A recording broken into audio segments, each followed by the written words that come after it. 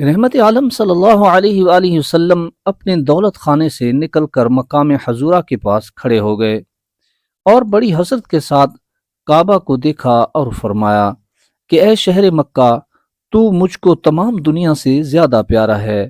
اگر میری قوم مجھ کو تجھ سے نہ نکالتی تو میں تیرے سوا کسی اور جگہ سکونت پذیر نہ ہوتا۔ حضرت ابوبکر صدیق رضی اللہ تعالیٰ عنہ سے پہلے ہی قرارداد ہو چکی تھی۔ وہ بھی اسی جگہ آ گئے اور اس خیال سے کہ کفار مکہ ہمارے قدموں کے نشان سے ہمارا راستہ پہچان کر ہمارا پیچھا نہ کریں، حضرت ابوبکر صدیق رضی اللہ تعالیٰ عنہ نے آپ کو اپنے کندھوں پر سوار کر لیا اور اس طرح خاردار جھاڑیوں اور نوکدار پتھروں والے پہاڑوں کو رونتے ہوئے اسی رات غار ثور پہنچ گئے۔ حضرت ابوبکر صدیق رضی اللہ تعالیٰ عنہ پہلے خود غار ثور میں داخل ہوئے اور اچھی طرح غار کی صفائی کی اور اپنے بدن کے کپڑے پھاڑ پھاڑ کر غار کی تمام سوراخوں کو بند کیا۔ پھر حضور علیہ الصلوۃ والسلام غار کے اندر تشریف لے گئے اور حضرت ابوبکر صدیق رضی اللہ تعالیٰ عنہ کی گود میں اپنا سر مبارک رکھ کر سو گئے۔ حضرت ابوبکر صدیق رضی اللہ تعالیٰ عنہ نے ایک سوراخ کو اپنی ایڑی سے بند کر رکھا تھا۔ سوراخ کے اندر سے ایک سانپ نے بار بار یار غار کے پاؤں میں کاٹا، مگر حضرت صدیق اکبر رضی اللہ تعالیٰ عنہ نے اس خیال سے پاؤں نہیں ہٹایا کہ رحمت عالم صلی اللہ علیہ وآلہ وسلم کے خواب راحت میں خلل نہ پڑ جائے، مگر درد کی شدت سے یار غار کے آنسوں کی دھار کے چند قطرات سرکار دو عالم صلی اللہ علیہ وآلہ وسلم کی رخسار مبارک پر نثار ہو گئے، جس سے رحمت عالم صلی اللہ علیہ وآلہ وسلم بیدار ہو گئے اور اپنے یار غار کو روتا ہوا دیکھ کر بے قرار ہو گئے۔ پوچھا کہ ابوبکر کیا ہوا؟ عرض کی کہ یا رسول اللہ صلی اللہ علیہ وآلہ وسلم، مجھے سانپ نے کاٹ لیا ہے۔ یہ سن کر حضور علیہ الصلوۃ والسلام نے زخم پر اپنا لعاب دہن لگا دیا، جس سے فوراً ہی سارا درد جاتا رہا۔ حضور علیہ الصلوۃ والسلام 3 رات اسی غار میں رونق افروز رہے۔ حضرت ابوبکر صدیق رضی اللہ تعالیٰ عنہ کے جوان فرزند حضرت عبداللہ رضی اللہ تعالیٰ عنہ روزانہ رات کو غار کے منہ پر سوتے اور صبح سویرے ہی مکہ چلے جاتے اور پتہ لگاتے کہ قریش کیا تدبیریں کر رہے ہیں۔ جو کچھ خبر ملتی شام کو آ کر حضور صلی اللہ علیہ وآلہ وسلم سے عرض کر دیتے۔ حضرت ابوبکر صدیق رضی اللہ تعالیٰ عنہ کے غلام حضرت عامر ابن فحیرہ رضی اللہ تعالیٰ عنہ کچھ رات گئے چراگاہ سے بکریاں لے کر غار کے پاس آ جاتے اور ان بکریوں کا دودھ دو عالم کے تاجدار صلی اللہ علیہ وآلہ وسلم اور ان کے یار غار پی لیتے تھے۔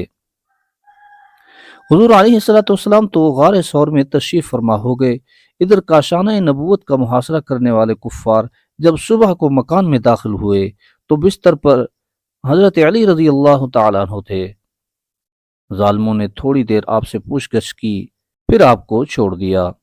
پھر حضور علیہ الصلوۃ والسلام کی تلاش اور جستجو میں مکہ اور اطراف و جوانب کا چپا چپا چھان مارا، یہاں تک کہ ڈھونڈتے ڈھونڈتے غار ثور تک پہنچ گئے، مگر غار کے منہ پر اس وقت خداوندی حفاظت کا پہرا لگا ہوا تھا، یعنی غار کے منہ پر مکڑی نے جالا تن دیا تھا اور کنارے پر کبوتری نے انڈے دے رکھے تھے۔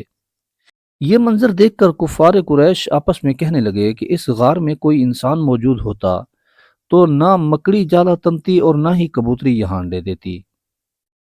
کفار کی آہٹ پا کر حضرت ابوبکر صدیق رضی اللہ تعالیٰ عنہ کچھ گھبرائے اور عرض کیا، یا رسول اللہ صلی اللہ علیہ وآلہ وسلم، اب ہمارے دشمن اس قدر قریب آ گئے ہیں کہ اگر وہ اپنے قدموں پر نظر ڈالیں گے تو ہم کو دیکھ لیں گے۔ حضور علیہ الصلوۃ والسلام نے فرمایا کہ لا تحزن ان اللہ معنا، مت گھبراؤ، خدا ہمارے ساتھ ہے۔ اس کے بعد اللہ تعالیٰ نے حضرت ابوبکر صدیق رضی اللہ تعالیٰ عنہ کے قلب پر سکون اور اطمینان کا ایسا سکینہ نازل فرمایا کہ وہ بالکل ہی بے خوف ہو گئے۔ بہرحال چوتھے روز حضور علیہ الصلوۃ والسلام یکم ربیع الاول کے دن غار ثور سے باہر تشریف لائے۔ عبداللہ ابن عریقت، جس کو رہنمائی کے لیے کرائے پر حضور علیہ الصلوۃ والسلام نے نوکر رکھ لیا تھا، وہ قرارداد کے مطابق 2 اونٹنیاں لے کر غار ثور پر حاضر تھا۔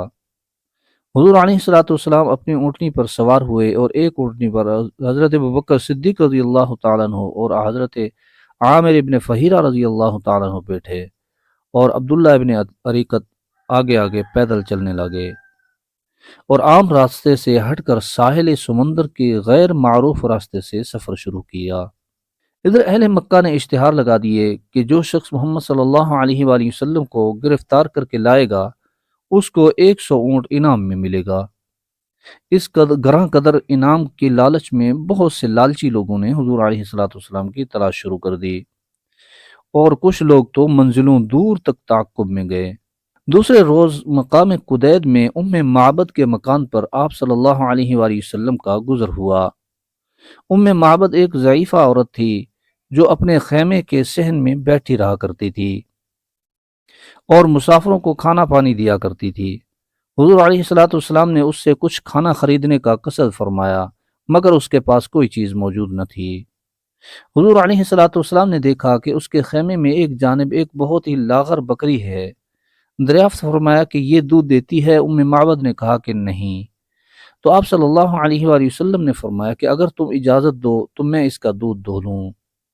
ام معبد نے اجازت دے دی اور آپ نے بسم اللہ پڑھ کر جو اس کے تھن کو ہاتھ لگایا تو اس کا تھن دودھ سے بھر گیا اور اتنا دودھ نکلا کہ سب لوگ سیراب ہو گئے اور ام معبد کے تمام برتن دودھ سے بھر گئے۔ یہ معجزہ دیکھ کر ام معبد اور اس کے خاوند دونوں مشرف با اسلام ہو گئے۔